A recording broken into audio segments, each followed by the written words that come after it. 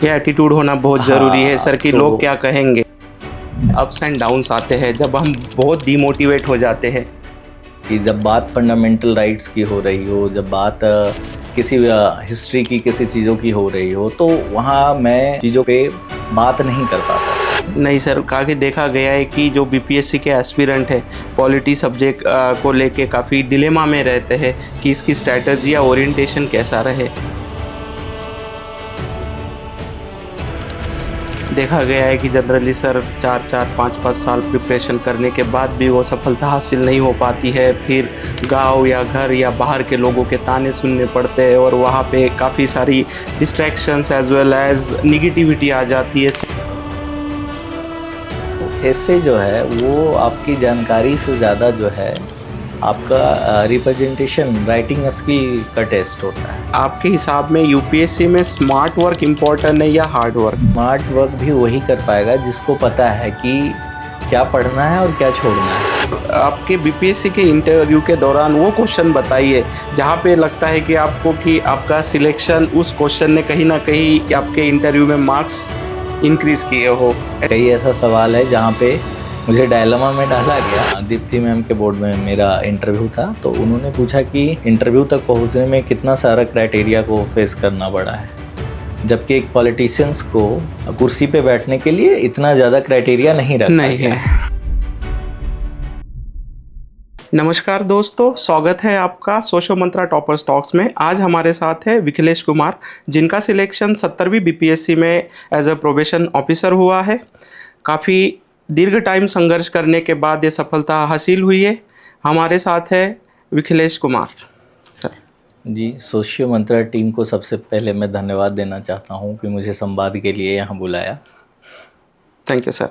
तो चलिए आज इन्हीं की ज़ुबानी सुनते हैं, उनका संघर्ष, उनका कमबैक और वो माइंडसेट जो कभी हार नहीं मानता। तो सर आपके लिए मैं पहला क्वेश्चन पूछना चाहूँगा कि संघर्ष की या इस जर्नी की शुरुआत कहाँ से हुई? जर्नी की शुरुआत तो सभी लोग पढ़ाई करते हैं। जी एज ए करियर जब मैं इंजीनियरिंग पढ़ रहा था तब तक तो ऐसा कुछ विचार नहीं था कि मुझे सिविल सेवा में आना है। शुरुआत में मैंने इंजीनियरिंग सेवा की भी प्रिपरेशन की है। उसी दरमियान कुछ दोस्तों से या कुछ अपने आसपास के लोगों से ये मुझे लगा कि इसकी जानकारी थोड़ी बेहतर तरीके से हुई, तो फिर मेरा रुख सिविल सर्विसेज की तरफ तो बढ़ा। आपने सिविल इंजीनियरिंग किया है और उसके बाद आपने टील किया बीपीएससी और यूपीएससी की तरह। तो ये सफ़र जो आपने चुना सर, इसके पीछे किसी का गाइडेंस या किसी का आपको सपोर्ट रहा होगा फैमिली से? फैमिली का तो मैं कोई भी करियर अगर ऑप्शन चूज़ कर रहा हूँ तो फैमिली का हमेशा से सपोर्ट रहा है कि वो स्वतंत्र रखें मेरे को अपने निर्णय लेने के लिए। तो फैमिली का तो सपोर्ट रहा ही है। थोड़ा व्यक्तिगत रुचि हुई कि इस सिविल सेवा में जो काम करने का अपॉर्चुनिटी होता है, पब्लिक से डायरेक्ट कनेक्ट होकर काम करने का अवसर मिलता है, इस वजह से मैं ज़्यादा इस फील्ड में आकर्षित हुआ और तैयारी शुरू की। तो आपकी पारिवारिक जो पार्श्वभूमि है, एजुकेशन है, वो आपने बिहार से ही पूरा किया हुआ है? मेरी प्राथमिक शिक्षा नवादा मेरा होम टाउन है बिहार में, ओके सर। वहाँ से हुई है और सेकेंडरी एजुकेशन भी मेरी वहीं से हुई है। उसके बाद ग्रेजुएशन के लिए एनआईटी राउरकेला से सिविल इंजीनियरिंग करने का मौका मिला, वहीं से मैंने इंजीनियरिंग पढ़ी है। और उसके बाद इग्नू से हिंदी लिटरेचर में मास्टर्स भी किया हूँ। गुड। और बाकी ये सिविल सेवा की तैयारी में लगा हुआ हूँ। तो आपने एनआईटी से ग्रेजुएट होने के बावजूद भी, अच्छा पैकेज की सैलरी मिलने के बावजूद भी ये रास्ता चुना सर। तो आपने इंजीनियरिंग सर्विस के लिए कहीं ट्राई नहीं किया सर कभी? नहीं, शुरुआत में इंजीनियरिंग पढ़ने के बाद मैंने सिविल इंडियन इंजीनियरिंग सर्विसेज के लिए डेडिकेटेड होकर प्रिपरेशन भी किया, लेकिन अंतिम चयन नहीं हो पाया। राज्य अभियांत्रिकी सेवा में भी मेरा इंटरव्यू कॉल हुआ, मेंस भी लिखे बिहार और मध्य प्रदेश जैसे जगहों में, लेकिन अंतिम चयन नहीं हुआ। और इसी बीच मेरी रुचि थोड़ा सिविल सेवा की तरफ ज़्यादा बढ़ी, तो सिविल सेवा में लग गया। तो सर इंजीनियरिंग और सिविल सेवा में आपको क्या ऐसा फ़र्क दिखाई दिया कि आपकी रुचि सिविल सर्विस की तरफ बढ़ी? एज ए करियर ऑप्शन कुछ तो एक कोई भी एक चीज़ करना था, तो जहाँ सिविल इंजीनियरिंग में मुझे लग रहा था कि वो एक वन डायमेंशनल फील्ड है। हालांकि हर पेशे का समाज में अपना एक कंट्रीब्यूशन होता है, तो मैं ये नहीं कहना चाहूँगा कि सिविल इंजीनियरिंग सही नहीं है, लेकिन सिविल सेवा मुझे इसलिए ज़्यादा क्योंकि यहाँ डाइवर्स नेचर का काम करने का अवसर मिल सकता था, इस वजह से मेरी रुचि यहाँ हुई। जी सर। तो बचपन से फिर वो आपके फैमिली में कॉम्पिटिटिव इन्वायरमेंट रहा होगा पढ़ने का, या engineering as well as civil service का? सर इसके बारे में थोड़ा बताइए। मेरी फैमिली थोड़ी लंबी चौड़ी है, तो 7 भाई बहन हूँ। ओके। तो मैं सबसे छोटा हूँ, तो मेरे से बड़े जितने लोग थे सभी ने अपना अपना करियर अपने तरीके से चूज़ किया। ओके। तो ऐसा कुछ नहीं था कि दबाव था घर वालों से आप कौन सा फील्ड चूज़ करोगे। ओके। तो वो मेरा ही निर्णय था, मैं शुरू में ही ये बात बोला था। तो ठीक है, हाँ, एक ऐसा इन्वायरमेंट मिला कि आप अपने तरीके से एक फील्ड चूज़ कीजिए और उसके लिए मेहनत कीजिए, और इसके लिए फैमिली का हमेशा सपोर्ट रहा है। सर तो कभी ही जर्नी में आपको फैमिली प्रेशर महसूस हुआ या उनकी एक्सपेक्टेशंस महसूस हुई कभी? प्रेशर तो कभी महसूस नहीं हुआ। इसके लिए मैं अपने फैमिली का भी शुक्रगुजार हूँ, किंतु उनके आंखों में एक हिडन जो एक एक्सपेक्टेशन है वो ज़रूर रहता था। ये बात हालांकि वो भी कभी दिखाते नहीं है, लेकिन एक हिडन एक्सपेक्टेशन होता है। तो पढ़ाई के दौरान फिर ये एक्सपेक्टेशंस, ये अप्स एंड डाउन इस प्रिपरेशन में सर फिर आप ये कैसे मेंटेन करते थे? तो वो एक्सपेक्टेशन ठीक है, वो एक्सपेक्टेशन तो रहेगा ही, लेकिन मैं अपने पढ़ाई पे फोकस करता था। अगर फेल भी हुआ तो उन कारणों को ढूंढता था कि किन वजहों से फेल हुआ हूँ। अपने आप को जज नहीं करता था। मुझे ये मैं ज़्यादा नहीं सोचता था कि मैं फेल हुआ तो लोग क्या सोचते हैं। ये एटीट्यूड होना बहुत ज़रूरी है हाँ, सर कि तो लोग क्या कहेंगे। और ये मेरी फैमिली में भी ये कभी मुझे फील नहीं कराया। तो और ऐसा नहीं है, मेरे सराउंडिंग में भी बहुत पॉजिटिव लोग रहे हैं। जो मेरे आसपास पड़ोसी भी हैं, उनका एक्सपेक्टेशन भले ही ज़्यादा दिखता है मेरी फैमिली से, गुड। इनफैक्ट अभी भी है। नहीं, ये बात अच्छी है कि आपका सराउंडिंग अच्छा है और आपका सराउंडिंग आपको काफ़ी पॉजिटिव इन्वायरमेंट प्रोवाइड करता है। लेकिन सर कभी कभी ज़िंदगी में अप्स एंड डाउन्स आते हैं जब हम बहुत डिमोटिवेट हो जाते हैं। आपका शायद एक बार यूपीएससी का ही क्वालिफाई किए थे, तब भी आप इंटरव्यू तक या मेंस क्वालिफाई किए थे, तब आपको वो एक्सपीरियंस कैसा रहा सर? फिर उस सिचुएशन में दोस्तों ने किस तरह आपको हेल्प किया या कैसे बूस्ट किया? देखिए, आपका कोई भी सफ़र होता है, भले ही वो आपकी सफलता लोगों को लगता है कि वो कोई एक व्यक्ति पास कर गया या फेल कर गया, वो उसके पीछे बहुत सारे लोगों की मेहनत होती है, बहुत सारे लोगों का मतलब मेहनत होता है, समय होता है, इमोशंस होता है। तो वो सब तो जुड़ा हुआ रहा। वो कई सारे दोस्त यहाँ भी तैयारी के दरमियान भी कई ऐसे सारे दोस्त हैं कि किसी एक का नाम लूँगा तो चूँकि नाम की भी लिस्ट लंबी है, तो मैं वही बोलूँगा, एटलीस्ट थैंक बोलूँगा, क्योंकि इस सफ़र में आपको एक इमोशनल सपोर्ट, हर चीज़ आप घर से नहीं बात कर सकते हो, क्योंकि आप अपने अप एंड डाउन को अगर घर में दिखाओगे तो वो ज़्यादा टेंशन में आ जाएंगे। तो कोई ना कोई ऐसे लोग होना चाहिए जिससे कि आप अपनी चीज़ों को खुल के कह सकते हो। आपकी खामियों को, आपकी कमियों को ऐसे आपके इर्द गिर्द ऐसे लोग हों कि वो आपकी कमियों को आपके सामने रखे और उसको सही करने के लिए भी रास्ता बताए। ये बात तो आप ये मेरे कई दोस्त यहाँ तैयारी के दरमियान कई दोस्त हैं ऐसे जी जो मुझे मिला। जी। तो मैं तो उनको भी धन्यवाद देना चाहता हूँ। गुड। तो ये जो आपने ग्रेजुएशन कहा कि सिविल इंजीनियरिंग से किया, तो इसका आपको किस तरह से फ़ायदा हुआ BPSC as well as UPSC के प्रिपरेशन में सर?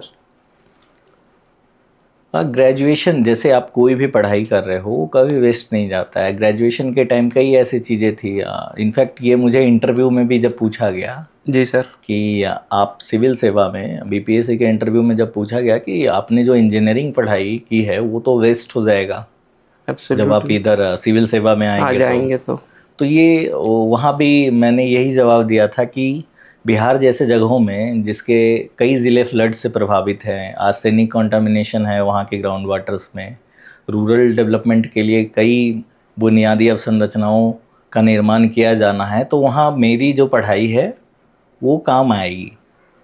तो और वो पढ़ाई वहाँ ही नहीं काम आएगी, इस तरह तैयारी के दरमियान भी जो है वो कहीं ना कहीं काम आई। वहाँ पे भी इंजीनियरिंग के दरमियान कई ऐसे चीज़ होते हैं, सेमेस्टर एग्ज़ाम्स होते हैं या प्रोजेक्ट्स होते हैं, प्रेजेंटेशंस होता है, जो कहीं ना कहीं आपको ये जो आपको तनाव आता है किसी चीज़ को लेके, उससे पार पाने में मदद करता है।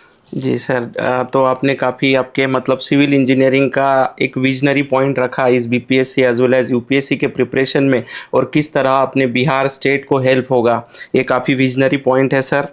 अगला अगला क्वेश्चन है सर, इस एग्ज़ाम के चुनने के पीछे कोई मोटिवेशन सर, कि ऐसे लगता था कि मुझे बीपीएससी में ही या यूपीएससी में ऑफिसर बनना है? ऐसा कोई इंसिडेंट या इवेंट आपके लाइफ में? नहीं, ऐसा कोई इंसिडेंट तो मैं नहीं याद कर पा रहा हूँ। बस शुरुआत मेरी ये हुई थी, जब तैयारी की शुरुआत हुई थी तो सिविल पढ़ पढ़ के कई ऐसी चीज़ें थी कि जिसके बारे में मुझे जानकारी नहीं थी। सिर्फ जी सिविल सर। इंजीनियरिंग का एक ठीक ठाक नॉलेज था, लेकिन तब लगा कि थोड़ा कुछ और जानकारी जुटाया जाए, जो एक बेसिक नेसेसिटी होता है। तो जो हमारे यहाँ खास करके बिहार में जो आर्ट्स वाला पोर्शन है, ज्योग्राफी, हिस्ट्री, उसका स्कूलिंग के टाइम पे एक परसेप्शन बना हुआ है कि साइंस पे ही फोकस करना जी चाहिए। इस सर। वजह से कहीं ना कहीं उससे मैं भी न्याय नहीं कर पाया था जब वो पढ़ा जी था। सर। जी सर। तो वो कहीं ना कहीं एक उसकी वजह से एक कहीं ना कहीं अपने अंदर वो दिखती थी कमी, कि जब बात फंडामेंटल राइट्स की हो रही हो, जब बात किसी हिस्ट्री की, किसी चीज़ों की हो रही हो, तो वहाँ मैं चीज़ों को मतलब चीज़ों पे बात नहीं कर पाता था। जी सर।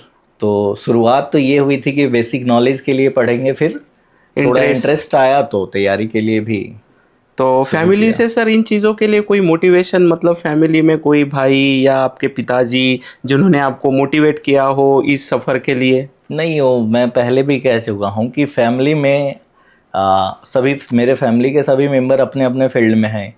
मेरे पिताजी शिक्षक रह चुके हैं, एक शिक्षक के तौर पे वो रिटायर हुए हैं। तो और मेरे मेरी बड़ी बहन भी अभी वर्तमान में शिक्षक है और गुड। शिक्षिका हैं।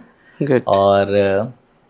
और भाई लोग भी, एक बड़े भाई भी शिक्षा से जुड़े हुए हैं, एक भाई राजनीति जनप्रतिनिधि भी रह चुके हैं एक लंबे समय तक, और एक भाई पुलिस, और एक भाई रेलवे को सेवा दे रहे हैं। तो बहुत ही विविध एक वातावरण मिला है, और एक स्वतंत्र रूप से अपना करियर चूज़ करने का मौका दिया गया है फैमिली से। फैमिली का पृष्ठभूमि देखते हुए आप अब सभी क्षेत्र में आपके भाई बहन सभी लोग सेवाएं दे रहे, सुन के अच्छा लगा सर। और आप भी कल बिहार में जाओगे तो डेफिनेटली अच्छी सर्विस दोगे नेशन के लिए और लोगों के लिए।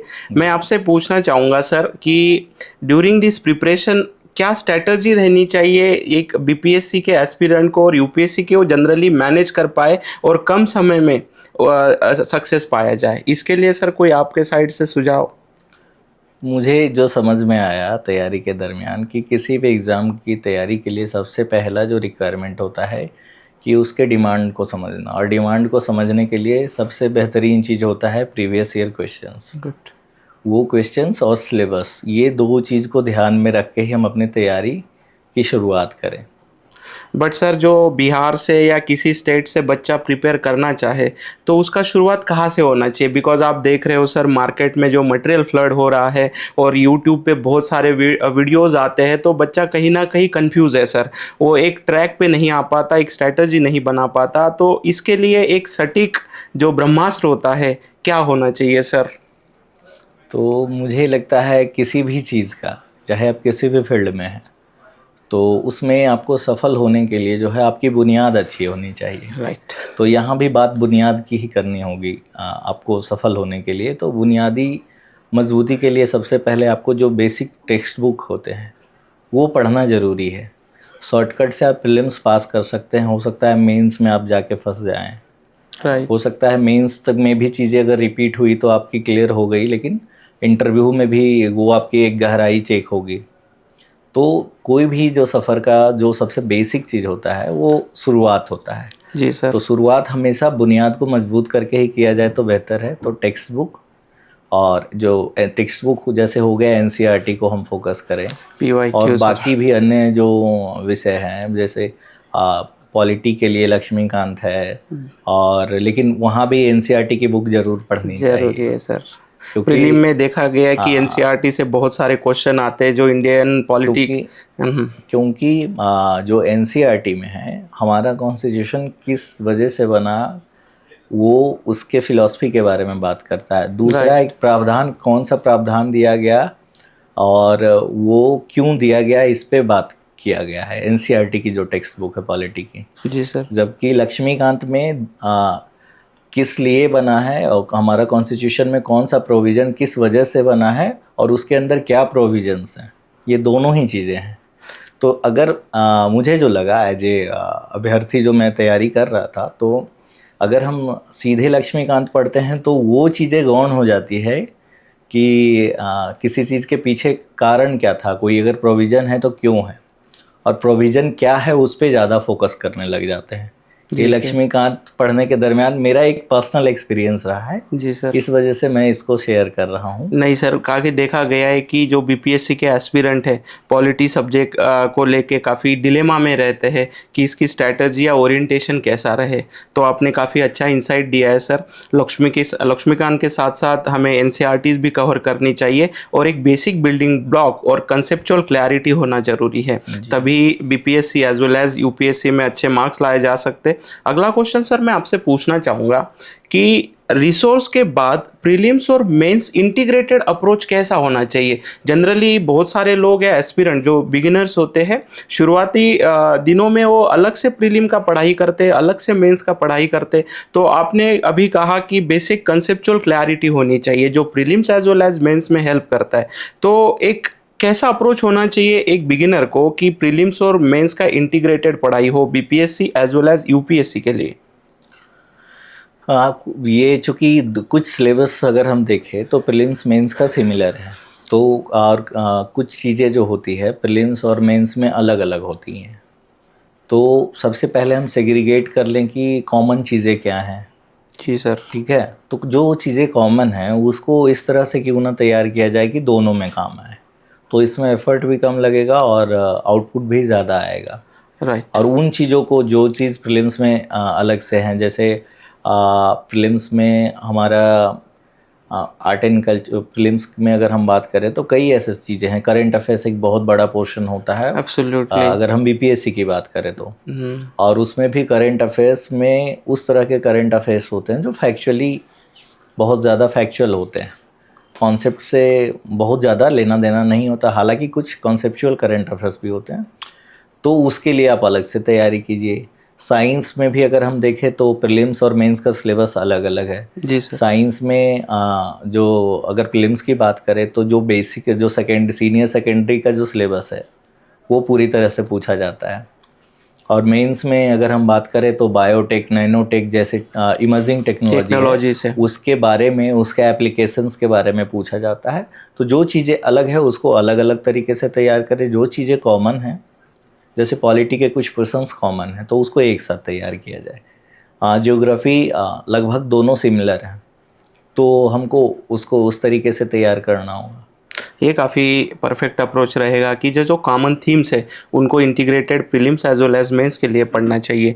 तो ड्यूरिंग आपने कहा बोलते वक्त कि करंट अफेयर का भी काफ़ी फैक्चुअल सा कंट्रीब्यूशन है और देखा गया है कि 2026 की जो यूपीएससी सिविल सर्विस के एग्जामिनेशन में काफ़ी करंट ओरिएंटेड फैक्ट पूछे गए थे। तो बच्चों को आप क्या कहना चाहोगे कि सर करंट अफेयर की प्रिपरेशन कैसे करें बीपीएससी और यूपीएससी के लिए, क्योंकि बच्चों में बहुत सारे मतलब डिलेमाज होते हैं कि न्यूज़पेपर पढ़े या मैगजीन पढ़े या खुद से नोट्स बना के करंट अफेयर पढ़े। तो सर मैं आपसे जानना चाहूँगा कि करंट अफेयर का हमें किस तरह का अप्रोच रखना चाहिए।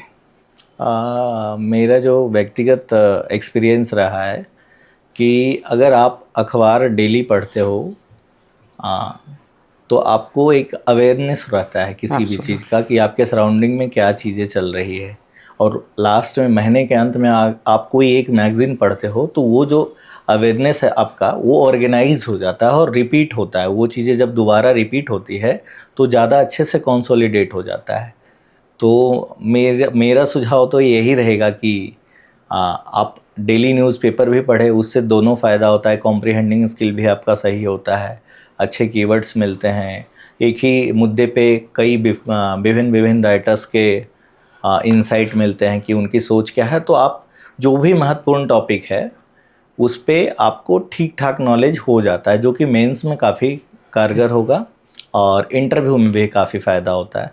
और प्रीलिम्स चूँकि आप अवेयर हैं तो प्रीलिम्स में तो आपको वो फ़ायदा करेगा ही। Absolutely sir.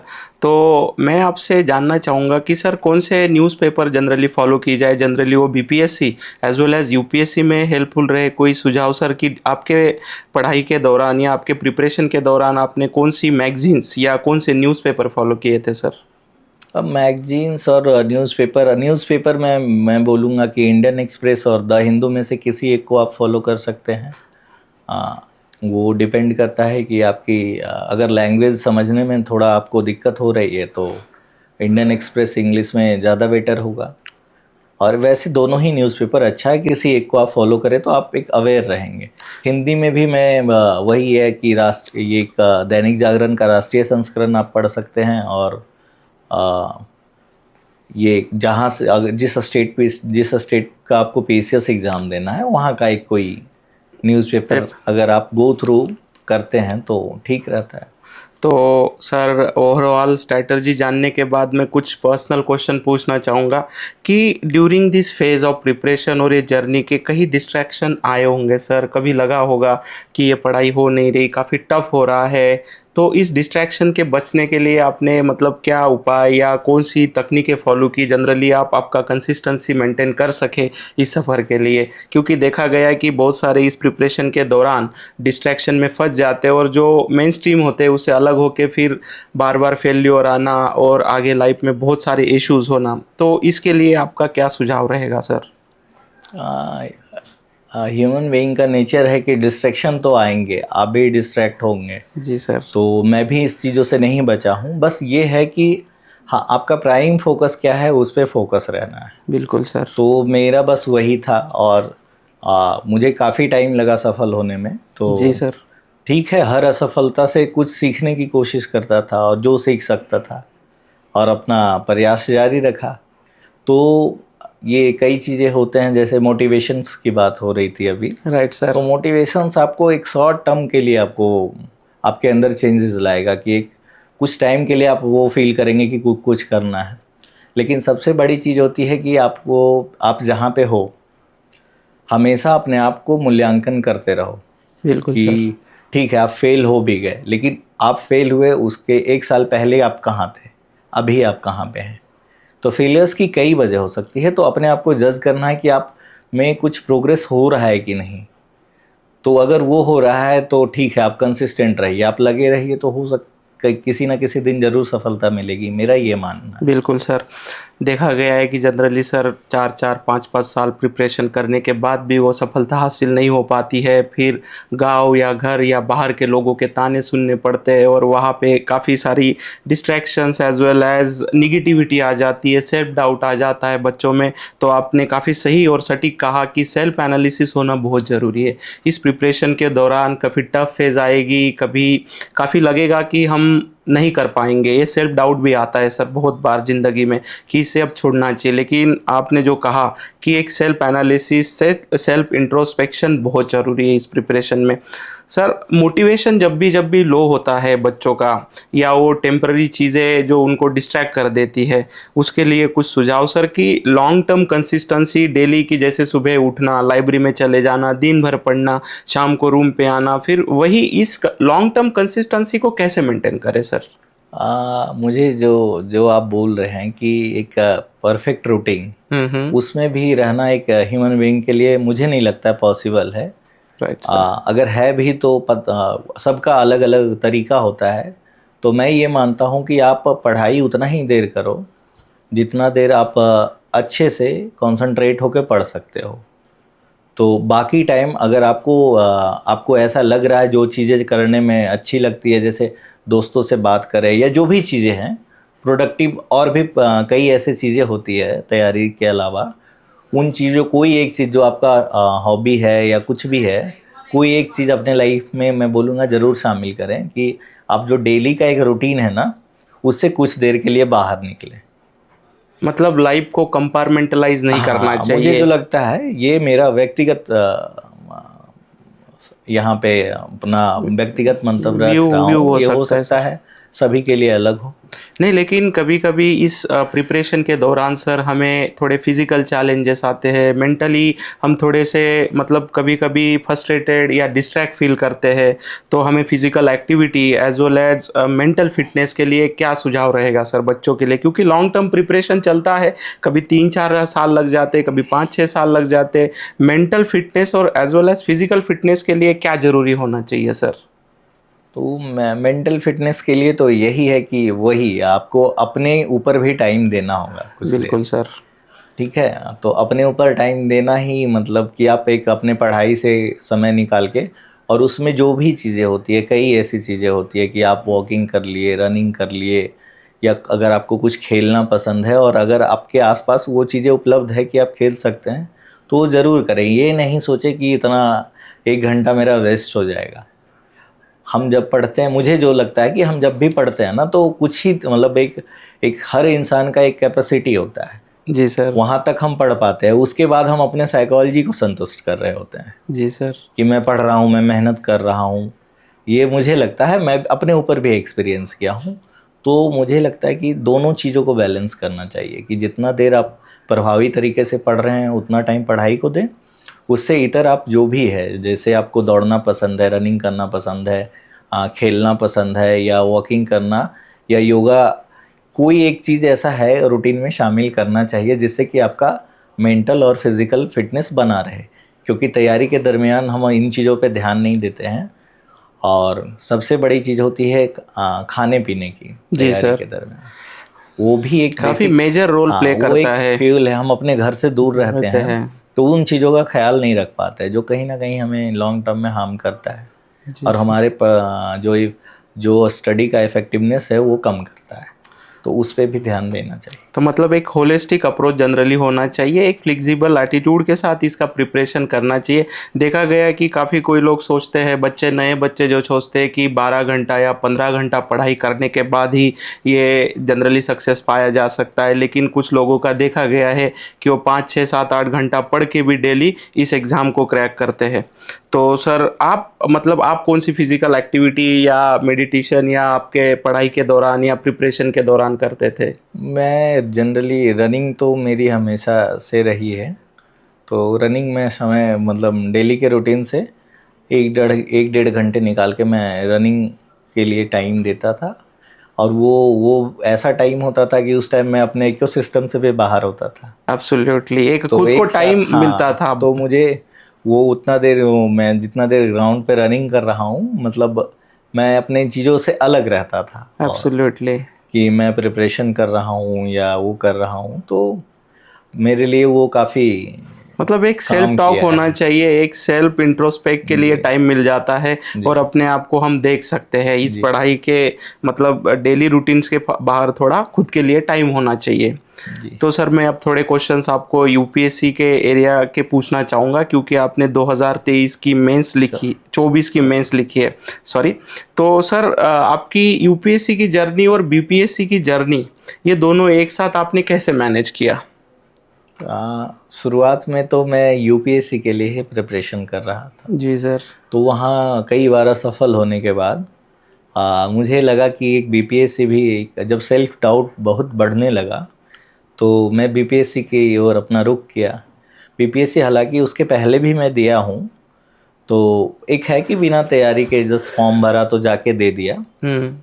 तो वो एटीट्यूड था। लेकिन जब 24 के मेंस के बाद मुझे लगा कि नहीं, एक जब सेल्फ डाउट बहुत बढ़ गया, तो लगा कि नहीं, बीपीएससी को भी ट्राई करना चाहिए।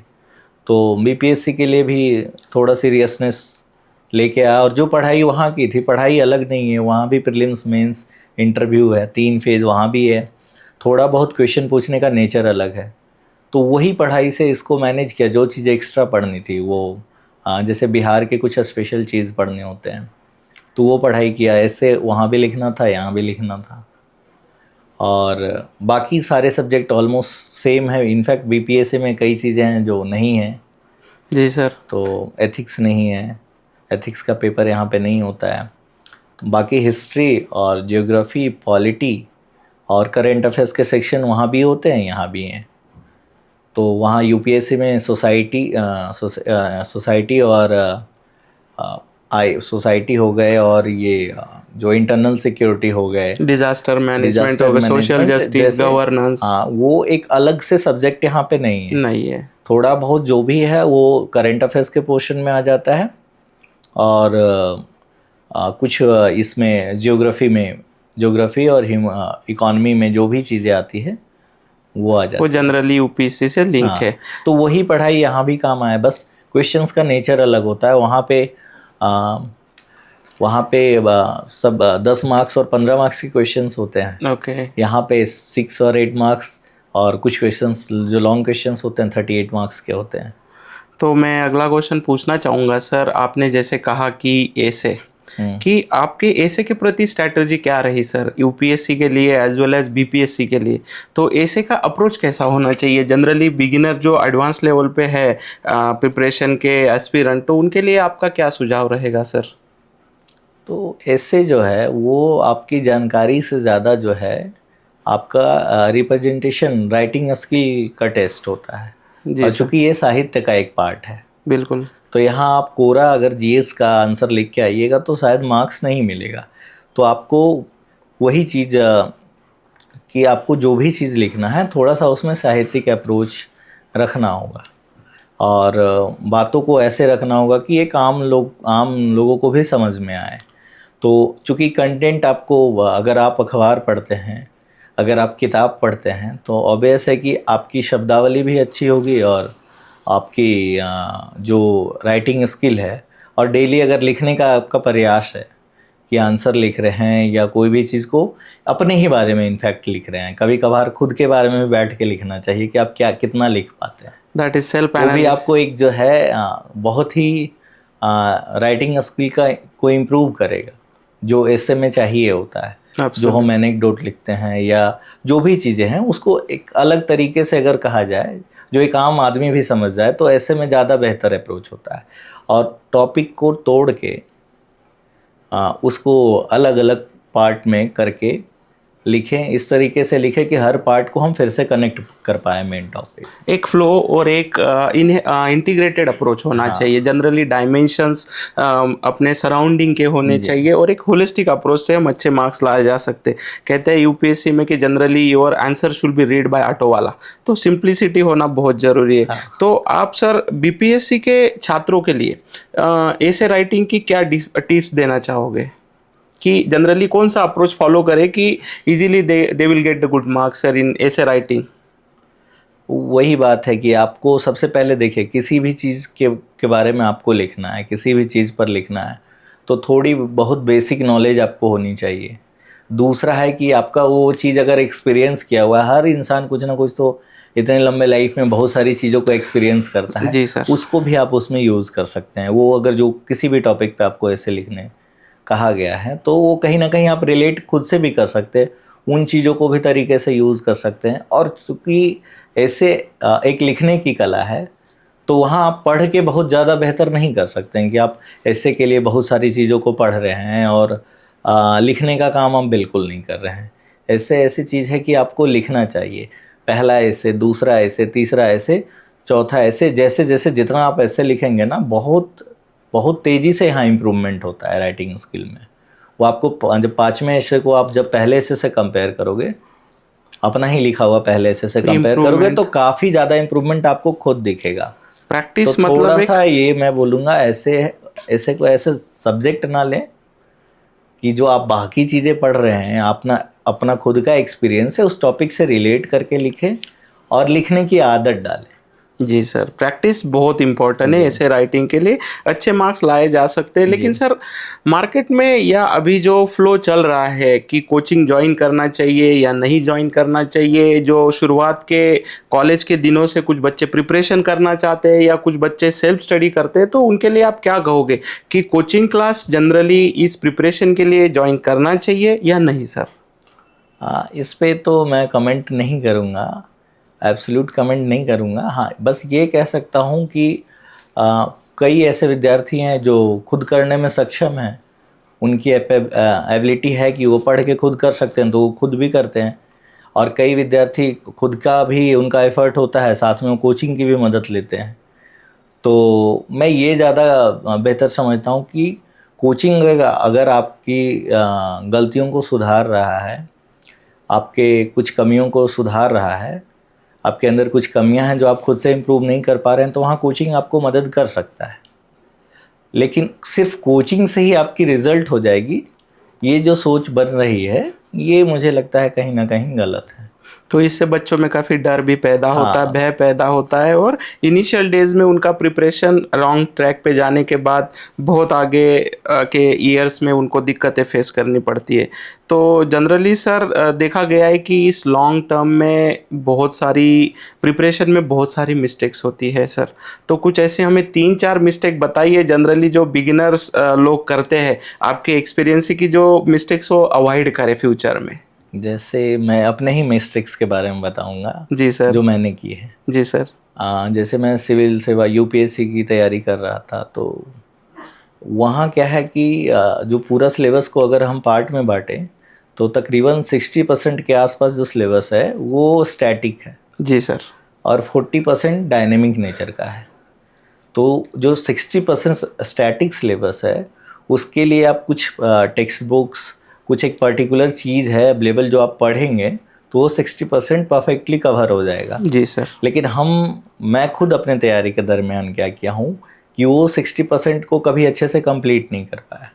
और ये जो 40% जहाँ पे जो डायनेमिक नेचर का है, जहाँ पे मतलब अनसर्टेनिटी है कि क्या आएगा क्या नहीं आएगा, थोड़ा एक गहरे समुद्र की तरह है, उसमें गोता लगा दिए। जी तो सर। वो क्या होता है कि आपका एक ठीक ठाक एनर्जी उसमें चला जाता है, और ये भी आपका वो अच्छे से कवर नहीं हो पाता है जो स्टैटिक पोर्शन है। बिल्कुल। तो कहीं ना कहीं इसी की वजह से आप हमेशा अच्छे मेहनत के बावजूद भी मैं जो रहा हूँ कि आप कट ऑफ क्लियर नहीं कर पा रहे हैं एग्ज़ाम का। जी सर। तो मैं यही बोलूँगा, जो स्टैटिक चीज़ है किसी भी एग्ज़ाम का, बीपीएससी यूपीएससी, जो सिलेबस का स्टैटिक नेचर है वो आपको बहुत अच्छे से किया होना चाहिए। उसके बाद जो डायनेमिक चीज़ें हैं वो ऑटोमेटिक आपका अच्छा हो जाएगा। ये स्टैटिक चीज़ भी उसको मदद करेगा और वो बहुत इम्पैक्ट नहीं करेगा आपको अगर इंटरलिंक। कंप्लीट नहीं भी हुआ। क्योंकि आपका प्रीलिम्स में भी देखो, अगर कोई भी एग्ज़ाम का प्रीलिम्स का कट ऑफ देखे, ये यूपीएससी का सिविल सर्विसेज का ही कट ऑफ देखे, तो 50% से कम जाता है कट ऑफ, एब्सोल्युटली सर। 50% के आसपास रहता है। बिल्कुल। तो यही हाल स्टेट पीसीएस में भी है, तो वहाँ भी यही चीज़ है। तो मेरा यही सुझाव रहेगा कि जो स्टैटिक नेचर का जो सिलेबस है, और उसके लिए शॉर्टकट नहीं, जो एक बेसिक बुक पढ़ना होता है वो ज़रूर पढ़ें। तो ये मैं अपने जो गलतियों से, जो मैं खुद व्यक्तिगत रूप से गलती किया हूँ, मैं उसके बारे में बात कर रहा हूँ। जी सर। जी सर। तो जनरली और एक क्वेश्चन देखा जाता है बच्चों में कि दिल्ली आके ही प्रिपरेशन करना चाहिए या घर रह के प्रिपरेशन करना चाहिए, क्योंकि ये बातें कहीं ना कहीं उनके माइंड में उनको स्टक करती है कि नहीं, दिल्ली जाने से ही सिलेक्शन होता है। ये कुछ लोगों का कहना है कि घर पे सराउंडिंग अच्छा हो तो घर पे होता है। तो कहीं ना कहीं बच्चे इस द्विधा स्थिति में रहते हैं कि दिल्ली जाए या घर पे प्रिपरेशन करे। इस पे मैं ये बोलूँगा कि दोनों का अपना फ़ायदा है, अपना घाटा है। जी जैसे सर। और सब वो अलग अलग कंडीशंस, कौन सा जो अभ्यर्थी हैं किस कंडीशंस में है उसके लिए है। जिसके पास चॉइस है, जैसे कोई घर में है लेकिन घर में वो ऐसा माहौल है कि डेली मतलब जो डेली नियमित रूप से वो नहीं पढ़ पा रहा है, चाहे घर के काम की वजह से या जो भी चीज़ें हों। डिसिप्लिन और अगर कंसिस्टेंसी ज़्यादा का ही। ज़्यादा सोशल इन्वॉल्वमेंट है, तो एक कहीं ना कहीं नहीं होता है कि आप अपने ऊपर थोड़ा कम टाइम दे डैम पाते हैं। पाते हैं। तो उनके लिए है कि थोड़ा सा कुछ एक दिनों के पेस लिए, पेस मिल हाँ जाता कुछ है। दिनों के लिए आप अपने घर से थोड़ा दूर रह के आप तैयारी कर कर सकते सकते हैं। हैं।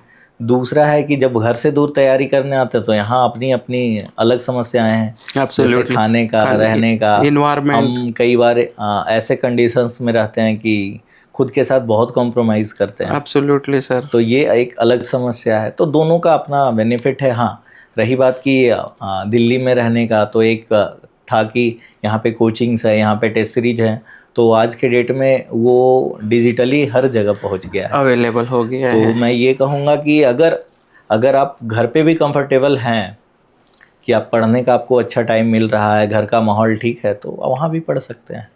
और ये जो आपको अगर कहीं समस्याएं आई है पढ़ने में, तो उसके लिए कई प्लेटफॉर्म हैं जिसका आप मदद ले सकते हैं। एब्सोल्युटली, यूट्यूब पे भी काफ़ी कई अच्छा जी। कंटेंट अवेलेबल है जिसका आप इस प्रिपरेशन में यूज़ कर सकते हो और उसका आपको डेफिनेटली फ़ायदा होगा। तो जनरली मैं अगला क्वेश्चन पूछूंगा कि सर आपका यूपीएससी मेंस का एक्सपीरियंस शेयर कीजिए कि किस तरह का स्ट्रैटेजी आपने फॉलो किया यूपीएससी मेंस जब आपने लिखा 2024 में, तो आपकी क्या रणनीति रही? यूपीएससी मेंस के लिए भी वही रणनीति है कि टेक्स्ट बुक का नॉलेज, और दूसरा आपका अगर आप अखबार हमेशा नियमित रूप से पढ़ते हैं तो मेंस, यूपीएससी के मेंस में वो न्यूज़पेपर बहुत काम आता है। तो वही मुझे मदद किया। जी सर। और जो सिलेबस है, अगर आपकी सिलेबस पढ़ी हुई है और न्यूज़पेपर अगर ध्यान से पढ़ते हैं तो हाँ, ये है कि पेपर कंप्लीट करना 4 दिन में, एक लंबा मतलब पेपर होता है यूपीएससी का कि 3 दिन में आपको 5 पेपर लिखने 5 हो। पेपर लिखने होते हैं, हाँ, 20 तो वो क्वेश्चंस। एक उसके लिए अभ्यास की ज़रूरत है, तो उसके लिए टेस्ट सीरीज़ भी लिखना चाहिए कि आपको एक लिखने की अच्छी आदत हो, जी सर। फ्लो में लिखने की। टेस्ट सीरीज जनरली पीवाईक्यूज पे ज़्यादा फोकस होना चाहिए या टेस्ट सीरीज हमें किसी क्लास के फॉलो करने चाहिए सर? आपको क्या लगता है, मतलब आपके पर्सनल व्यू से ज़्यादा हमें पीवाईक्यू ओरिएंटेड टिल्ट होना चाहिए या हमें मार्केट के जो टेस्ट सीरीज अवेलेबल होते हैं डिफरेंट कोचिंग क्लासेस के उनको फॉलो करना चाहिए? नहीं, अगर किसी भी एग्ज़ाम का कोई टेस्ट सीरीज़ बनाया जा रहा है तो वो ऑब्वियस है कि आपको पीवाईक्यू के बेसिस पे अगर बन रहा है तो ज़्यादा बेहतर होगा। गुड। अगर वो फॉलो नहीं हो रहा है तो फिर मुझे नहीं लगता है कि वो कारगर होगा। तो सामान्यतः वो पीवाईक्यू को ध्यान में ही रख के कई चीज़ें हैं जो, क्योंकि सिलेबस से मेंस थोड़ा रिपीटिव नेचर का है। जी सर। अगर हम प्रिडिक्टेबल एरियाज है देखा जाए रिपीटिव तो। नेचर का है, तरीका बदल जाता है जाता है पूछने का। तो क्वेश्चन अगर पूछने का। आपने उस थीम को अच्छे से पढ़ा है तो किसी भी तरीके से अगर पूछा जाए तो आप लिख सकते हैं। तो एब्सोल्युटली। उसके लिए आपको वही टेस्ट सीरीज ज्वाइन करना चाहिए जो पीवाईक्यू को बेस बना के क्वेश्चंस बना रहे हैं। तो आपको एक ये होगा टेस्ट सीरीज का फ़ायदा कि आपको एक वो जो एक टाइम में लिखना होता है, टाइम लिमिट में, वो लिखने की आदत हो जाएगी। एब्सोल्युटली। तो वही है, पीवाईक्यू का इंटीग्रेटेड कॉन्टेम्प्रेरी इश्यूज के साथ अप्रोच फॉलो अप्रोच करना फॉलो चाहिए। करना चाहिए जी। जो सर अभी मैं पूछना चाहूँगा कि जो एस्पिरेंट अभी लंबे समय से स्ट्रगल कर रहे हैं, सफलता के काफ़ी नज़दीक पहुँचते हैं, कभी कभी आपका 1-1, 2-2 मार्क्स से एग्ज़ाम रुका हुआ है, तो उनके लिए आप क्या कहना चाहोगे सर? क्या प्लान 2 पे काम करना चाहिए या और थोड़ा एफर्ट्स लगा के इसी क्षेत्र में आगे बढ़ा जाए? नहीं, प्लान 2 भी रखना चाहिए, क्योंकि इतना लंबा एग्ज़ाम है तो अनसर्टेनिटी भी रहता है। जी तो सर। प्लान 2 मतलब प्लान 2 भी ऐसा नहीं हो कि बिल्कुल डिफरेंट डायरेक्शन में हो, तो फिर आप वो उस प्लान के साथ भी न्याय नहीं कर पाओगे और आप जिस चीज़ का तैयारी कर रहे हो उसके साथ भी न्याय नहीं कर पाओगे। तो प्लान 2 भी अगर आपका है, प्लान बी भी, तो उससे रिलेटेबल हो तो ज़्यादा आसान हो कि एक बैकअप के तौर पे, जैसे कि आपका जो ऑप्शनल है उससे मास्टर्स कर लिए, उससे हायर स्टडीज़ का एक ऑप्शन खुला रखे, तो ये सब कर नेट सकते हैं। नेट जीआरएफ वगैरह ये हाँ, एग्जाम पे या स्टेट सर्विस ये जैसे सब आपने किया कि यूपीएससी के साथ साथ हाँ, स्टेट पीसीएस पे भी हम फोकस कर सकते हैं। जी, सिमिलर नेचर का होता है, तो वहाँ नहीं हुआ तो मैं इसके लिए प्रयास किया। जी सर, गुड। तो अगला क्वेश्चन है सर कि आपके हिसाब में यूपीएससी में स्मार्ट वर्क इम्पोर्टेंट है या हार्ड वर्क है? तो स्मार्ट वर्क करे तो बहुत सारे लोग कहते हैं कि स्मार्ट वर्क करना चाहिए, तो उस स्मार्ट वर्क का क्या दायरा है या उसको कैसे अप्रोच फॉलो करें सर स्मार्ट वर्क के लिए? स्मार्ट वर्क भी वही कर पाएगा जिसको पता है कि क्या पढ़ना है और क्या छोड़ना है। तो उसके लिए भी आपको एक नॉलेज की ज़रूरत होगी, उसके लिए भी आपको एक एनालिसिस की ज़रूरत होगी, जो प्रीवियस ईयर क्वेश्चंस पूछे जा रहे हैं, जो थीम्स हैं। तो वही है बेसिकली। हार्ड वर्क और स्मार्ट वर्क में अगर जो डिफरेंस मैं देखता हूँ कि हार्ड वर्क है कि आप अगर उन चीज़ों को ध्यान से देखे ही नहीं और डायरेक्ट काम पे लग गए, डायरेक्ट आप तैयारी करना शुरू कर दिए, तो वो ऐसा होगा कि वो हार्ड वर्क तो हो रहा है, आप एक अच्छा खासा टाइम भी दे रहे हैं, लेकिन हो सकता है आउटपुट नहीं आ है। पाएगा और उससे फिर कई साल लग तो जाते वही हैं है सर। कि हार्ड वर्क के साथ हार्ड वर्क, आप हार्ड वर्किंग रहो, लेकिन आपको स्मार्टली काम करना चाहिए। दैट्स गुड कि हार्ड वर्क के साथ स्मार्ट वर्क भी होना चाहिए। तो सर यूपीएससी का जो आपने अटेम्प्ट दिया था 2024 का मेंस लिखा था, उसमें आपकी आंसर राइटिंग स्ट्रेटजी क्या थी सर? क्योंकि आपका शायद हिंदी ऑप्शनल है, हाँ, तो हिंदी मीडियम के बच्चों के लिए आप क्या सजेस्ट करना चाहोगे कि हिंदी लिटरेचर के लिए कौन सा अप्रोच फॉलो करें ऑप्शनल के लिए आंसर राइटिंग में? यहाँ भी वही है, PYQ ही सबसे महत्वपूर्ण है। उसी को आप अपने तरीके से लिखने का प्रयास कीजिए, जितना आप नयापन ला सकते हैं। ओके। और हिंदी भी तो एक स्टैटिक नेचर का सब्जेक्ट है, जिसमें चीज़ें बदलती नहीं हैं। तो वही चीज़ों को पढ़ना है, उसी को अपने तरीके से, जैसे व्याख्या वाले पोर्शन में आप अपने तरीके से क्या अलग तरीके से व्याख्या कर सकते हैं। यही सब चीज़ को फॉलो करने के ध्यान में बाद रख के के आप वो आगे बढ़ होगा। सकते हैं। जी सर। तो सर मैं पूछना चाहूँगा, अगर कोई एस्पिरेंट जीरो से शुरुआत करना चाहे, मतलब उसका प्रिपरेशन अब जीरो से शुरुआत करना चाहे, तो उसका पहला स्टेप क्या होना चाहिए जनरली? तो सबसे पहले तो आप जिस चीज़ की तैयारी शुरू कर रहे हो, उस चीज़ के बारे में अवेयर हो, उसका सिलेबस क्या है उसके बारे में पहले एक गहन अध्ययन करना ज़रूरी है। और सिलेबस में जो सब्जेक्ट्स हैं आपको पढ़ने, उस सब्जेक्ट के अंदर क्या क्या पढ़ना है, PYQ को साथ में रख के हम एक विश्लेषण करें, उसके बाद ही हम तैयारी शुरू करें। ये सबसे बेसिक चीज़ है। और शॉर्टकट नहीं, किसी भी मतलब जर्नी में आप अगर शॉर्टकट फॉलो करोगे तो लंबी दूरी नहीं तय कर पाओगे। जी सर, ये बात आपने काफ़ी सही तो कही कि शॉर्टकट नहीं होना चाहिए। हाँ, लेकिन बच्चे जनरली एनसीईआरटी या स्टैंडर्ड बुक को साइड करके जो मार्केट में नोट्स अवेलेबल हैं, उनके पीछे भागते हैं। तो कहीं ना कहीं ये शॉर्टकट्स उनको लॉन्ग टर्म में आगे सस्टेन नहीं कर पाता। इसके कुछ ड्रॉबैक्स भी है। तो इसके लिए हमें जब ये NCERT as well as standard book आपने कहा पढ़ते हो, क्या नोट्स बनाने में ज़्यादा भर देना चाहिए या नोट्स कैसे बनाने चाहिए? मतलब कुछ एक दो अप्रोच आप बताइए generally beginners as well as जो एडवांस लेवल के एस्पिरेंट है, तो उनको हेल्प हो। शुरू में तो वो पहले बेसिक समझ बनाने के लिए तो मुझे रीडिंग करना चाहिए। जी सर। ठीक है, दूसरे रीडिंग में जो PYQ को फिर से हम ध्यान से देखेंगे, तो जो चीज़ें जो थीम ज़्यादा इंपॉर्टेंट लग रही है, उसके बेसिस पे हम अपना नोट्स तैयार कर लेंगे कि वो चीज़ें एटलीस्ट मेरे रिवीजन का, रिपीटिव रिवीजन का एक पार्ट हो, वो एक टिप पे रहे मेरे। तो वो क्योंकि वो हमेशा रिपीट कर रहा है कोई थीम, तो वहाँ से क्वेश्चंस आने के ज़्यादा चांस है। तो चांसेस इस होते तरीके से बढ़ सकते हैं। हैं। तो सर आफ्टर नोट्स मेकिंग और अंडरस्टैंडिंग द सिलेबस और आपका पीवाईक्यूज, तो रिवीजन का जनरली क्या अप्रोच होना चाहिए? जनरली देखा गया है कि बच्चे बहुत मेहनत करते हैं, नोट्स बनाते हैं, लेकिन जब एग्ज़ाम का समय आता है तो उसको रिवाइज नहीं कर पाते। Right sir. तो रिवीजन का अप्रोच आपका कैसे रहता था ड्यूरिंग आपके प्रिपरेशन के दौरान? नोट्स तो मैं भी नहीं बना पाता हूँ बहुत, अच्छा। तो ये समस्या मेरे साथ भी रहती है।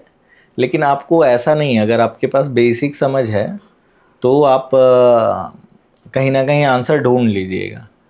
लेकिन हाँ, सबसे एक अच्छा अप्रोच ये है कि अगर आपको नोट्स बनाने की आदत है, तो उन चीज़ों को जो बार बार आप पढ़ने के बाद भी चीज़ें याद नहीं हो रही है, उसको नोट डाउन करके आप रखें। और जो इम्पोर्टेंट है वो दोनों मिला के आप एक शॉर्ट नोट्स बना लें, उसी को पढ़ के जाएं, तो वो कम से कम एक आपको लास्ट समय में आपका आत्मविश्वास बढ़ाता है वो। एब्सोल्युटली। नोट्स बनने के बाद एक अंदर से गट्स फीलिंग आती है कि yes I did that what ever the portion I read. Okay sir. तो मैं अब थोड़े क्वेश्चंस इंटरव्यू के बारे में पूछना चाहूँगा सर, क्योंकि इंटरव्यू के टाइम काफ़ी हलचल मची रहती है स्टूडेंट में कि मॉक दे या ना दे या खुद ही सेल्फ एनालिसिस करके। तो बीपीएससी के इंटरव्यू में आपको सर ऐसा स्पेशल क्या लगा कि बच्चों के लिए सजेशन रहेगा कि जब भी वो बीपीएससी के इंटरव्यू के लिए अपीयर हो तो उनका अप्रोच कैसा होना चाहिए सर? कौन से एरियाज पे ध्यान देना चाहिए? पहले तो वहाँ पे आपका जैसे यूपीएससी में डेफ होता है, वो वहाँ पे उनके पास नहीं होता है। जी तो सर। आपको खुद अपने बारे में इंट्रोडक्शन देना होता है वहाँ। जी सर। और इंट्रोडक्शन में भी आपको कुछ चीज़ें नहीं बतानी होती है। जैसे आपको खुद का नाम, आप कहाँ से हैं, ये नहीं बतानी होती है। वहाँ सिर्फ ये बताना होता है कि आपने ग्रेजुएशन कहाँ से किया, किस सब्जेक्ट से किया, और ये इस एग्ज़ाम में आपका ऑप्शनल पेपर क्या है, और आपकी हॉबी क्या है। ओके। तो ये चीज़ें पूछी जाती है, तो सबसे पहले इन चीज़ों पे आप काम कीजिए। Okay sir. ये या बेसिक मतलब हाँ, आपके डाप के क्योंकि प्रति। हाँ, वहाँ का डेफ यही होता है कि आप अपना इंट्रो दिए वही आपका डेफ है, तो उसी से सवाल बनेंगे। और दूसरा है कि आपका एक अवेयरनेस, बेसिक अवेयरनेस, जो साल भर आसपास की चीज़ें हो रही है घटित आपकी, चाहे वो राष्ट्रीय मुद्दा हो, चाहे वो अपने राज्य का मुद्दा हो, चाहे वो अंतर्राष्ट्रीय मुद्दा हो, किसी भी फील्ड का, अर्थव्यवस्था में, इन्वायरमेंट के क्षेत्र में, तो वो कहीं ना कहीं वहाँ पे एक अवेयरनेस चेक किया जाता है और आपसे किसी भी मुद्दे पे आपकी राय पूछी जाती है।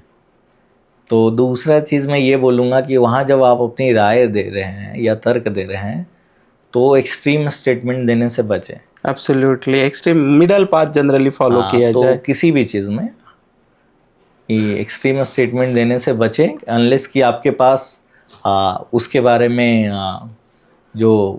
आपके पास पुख्ता जानकारी नहीं, क्योंकि कोई भी चीज़, कई ऐसी चीज़ें होती हैं कि उसमें सही और गलत एब्सोल्यूट नहीं होता है। एब्सोल्युटली, तो वही चीज़ें हैं, तो वहाँ वो चेक करते हैं आपका ये अप्रोच भी। एब्सोल्युटली एप्टीट्यूड और एक लॉजिक देखा जाता है कि आप किस तरह से उस एनालिटिकल क्वेश्चन को फेस करते हो। तो मैं एक क्वेश्चन पूछना चाहूँगा कि सर, आपके बीपीएससी के इंटरव्यू के दौरान वो क्वेश्चन बताइए जहाँ पे लगता है कि आपको कि आपका सिलेक्शन उस क्वेश्चन ने कहीं ना कहीं आपके इंटरव्यू में मार्क्स इंक्रीज किए हो। ऐसा कौन सा क्वेश्चन रहा बोर्ड का कि उस क्वेश्चन से आपका टर्निंग पॉइंट हो शायद?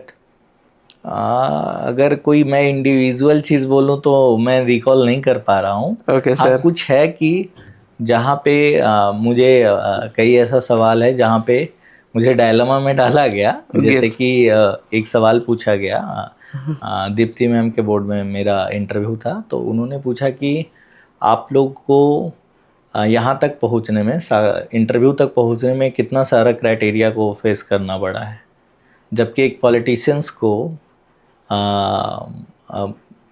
कुर्सी पे बैठने के लिए इतना ज़्यादा क्राइटेरिया नहीं रखा नहीं गया। है जी तो सर। इस पे आपकी क्या राय है? राय है। तो ये सवाल मुझे लगा कि, तो मेरा यही जवाब था कि पहली बात तो कि मैं जो हम यहाँ तक पहुँचे हैं ये एक एग्ज़ाम के थ्रू, ये अपने चॉइस से, सारी चीज़ें हमारे हाथ में थी। एक कंडीशंस है और मैं एग्ज़ाम क्लियर किया तब मैं यहाँ तक पहुँचा। वहाँ पे है जनता के हाथ में निर्णय होता है। और चूँकि देश जब आज़ाद हुआ था तो वो हमारे ज़्यादातर लोग वो एक पढ़ाई का क्राइटेरिया भी पूछ रहे थे कि उनके लिए भी होना चाहिए। तो मेरा यही जवाब था कि जब देश आज़ाद हुआ था तो हमारे ज़्यादातर लोग निरक्षर थे, 10% एग्जैक्ट मुझे भी याद नहीं है, तो बहुत कम लोग पढ़े लिखे थे, लिटरेसी कम थी, तो उसकी वजह से अगर हम ये क्राइटेरिया कॉन्स्टिट्यूशन में अगर डाल देते तो कई लोग जो है वो एक्सक्लूड हो जाते डेमोक्रेसी में पार्टिसिपेट करने से। सबको एक डेमोक्रेटिक राइट मिलता है कि रिप्रेजेंट करने का। ये एक जवाब था। तो बोले अब तो बहुत कुछ बदल गई है, तो मेरा फिर भी यही जवाब था कि ठीक है, एब्सोल्युटली उनको फ्री नहीं छोड़ा गया है, उनके लिए भी आरपीए एक्ट में कुछ प्रोविजंस हैं, एफिडेविट में उनको भी अपना डिस्क्लोज करना होता है पर्सनल चीज़ें, एसेट्स, एडुकेशन, तो वो पब्लिक निर्णय लेगी उस पर कि रिप्रेजेंटेटिव को ले जाए। ये है। हालांकि चेंजेस अच्छा होता है, यहाँ भी चेंज आए तो ग्रेजुअली आए, जिससे कि एक्सक्लूजन ना हो किसी का। तो यही मेरे जवाब था। तो हमारे साथ थे विखिलेश कुमार, जिन्होंने आज बीपीएससी और यूपीएससी के बारे में काफ़ी अच्छा सबको मार्गदर्शन किया है, काफ़ी अच्छी इंसाइट्स दी है। आज की कहानी हमें यूपीएससी और बीपीएससी एक एग्ज़ाम नहीं है, एक ये जर्नी है। उस जर्नी के लिए काफ़ी संघर्ष करना पड़ता है, परस्यूरेंस एज वेल एज हमें कंसिस्टेंसी मेंटेन करनी होती है। कभी कभी ज़िंदगी में अप्स एंड डाउन्स आते हैं, फेल्योर आते हैं। हमारे सामने विखिलेश सर एक एग्जाम्पल है कि जिन्होंने काफ़ी बड़ा संघर्ष करके इस मुकाम को हासिल किया है। तो अगर आपको ये एपिसोड पसंद आया हो तो फैमिली के साथ शेयर करिए। और मैं हूँ आपका होस्ट आरजी सर, आप सुन रहे थे सोशो मंत्रा टॉपर्स टॉक्स। फिर मिलते हैं नेक्स्ट एपिसोड में एक नई कहानी के साथ। तब तक अलविदा। जी, शुक्रिया। Thank you sir.